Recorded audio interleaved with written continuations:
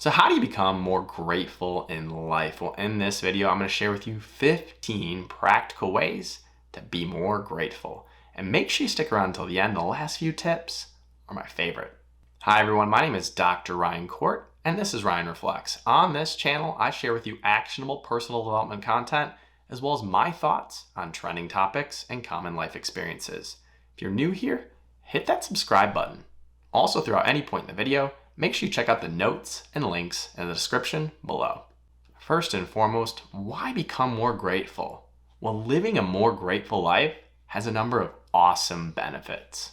In fact, gratitude can lower blood pressure, decrease stress levels, improve immune function, provide you with better sleep, reduce risk for depression, anxiety, and substance abuse, and block toxic emotions that can really destroy our happiness.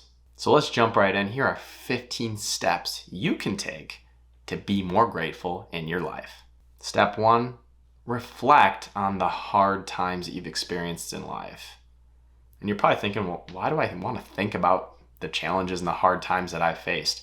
Because when you understand and reflect and think back about some of the more challenging scenarios in your life, you're more appreciative of when you are in a good space and the good times are kind of rolling in. So take the time to think back about some of the challenges you faced and remember those challenges when things are going so smooth and life is just coming at you beautifully. Which leads me to my next step, which is embrace the good times. When they come so fast and things are coming so smooth and so good and so well, and it's easy to overlook that life is going your way. Take a moment to be grateful and truly appreciate what's going on in your life. Because we're all going to face challenging times and really good times, and then times in between where you kind of feel like you're just going through the motions, but really truly embrace the good moments, the good times that you have in your life. Next, take time to appreciate the little things. And I like to think of it almost as taking in and magnifying your senses, right? Appreciate what you can see in the world, nature and the beauty of life around you, what you can hear, birds chirping, or the sound of a wave coming up on the beach, what you can smell when you wake up and you make that coffee. I'm a big coffee guy. I love the smell of coffee and appreciating the fact that you even have a coffee maker and you can make coffee every single day. Embrace the great, delicious tastes in every meal that you have, right? Because having food on the table is a blessing. Appreciate breathing in and out. It's the one thing that we do every single day, right? It's with us for the rest of our lives, but just having the ability to take a moment and to breathe and to meditate, appreciate every one of those little things. And really, I want to encourage you to make it a habit to say thank you to others. Let them know how thankful you are that they're in your lives, whether they helped you, or whether they work with you, or whether it's your spouse and your kids or your family. Acknowledge and appreciate them. Show gratitude to them. Embrace what they bring to your world. A thank you, a show of gratitude to somebody that is in your life, personally or professionally, goes a very long way and is an easy way to be more gracious every single day. Which brings me to the next fact, which is be thankful for all that you do on a daily basis. Pat yourself on the back. Don't be so hard on yourself. We are all our own worst critics. So take a moment and thank yourself for getting up, getting out of bed, going to work, supporting efforts, whether it's family or whether it's your personal goals, your professional goals. Give yourself some grace. Thank yourself because you're doing a great job. Turn negative situations into positive ones and or learning experiences. You know, as a practicing optometrist, there's a lot that goes on in the practice on a daily basis.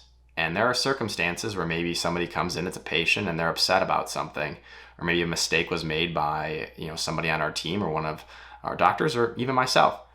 No matter the challenging circumstance, sit there and ask yourself, where's the silver lining? What can I learn from this?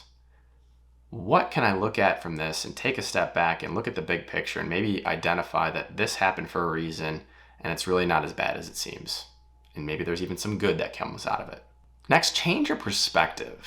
Take time to put yourself in someone else's shoes. For an example, maybe you have a family member and they're going through a tough time, and every time they call you, they bring up the same things, and you're starting to get frustrated, and you're starting to get annoyed. But then what if you go ahead and you put yourself in their shoes and where they're at in their lives, and you really, truly take the time to think about how this is eating away at them and impacting them. Changing your perspective can make you significantly more gracious in life.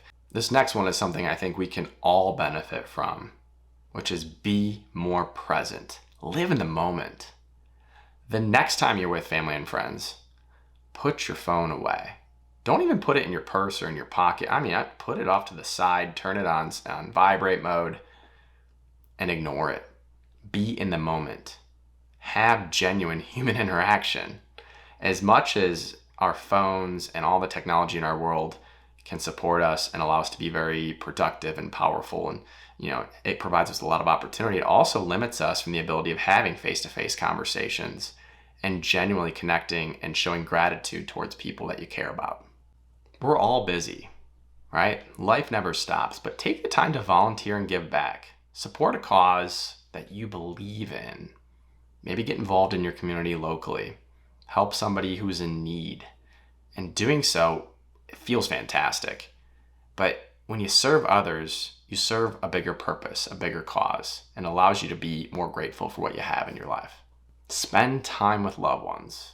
Gosh, to me, family is everything. I have 2 little kids, a beautiful wife, just a wonderful family, and it means the world to me. But spending time, dedicated time with them is critical to reflecting and being thankful for what you have and all that is going on in your world. And it doesn't just have to be your family. It could be somebody that you love and care about, or those who really are part of your support community or kind of part of your inner circle. But spending dedicated time with them will truly bring out things that you just are so appreciative of and for.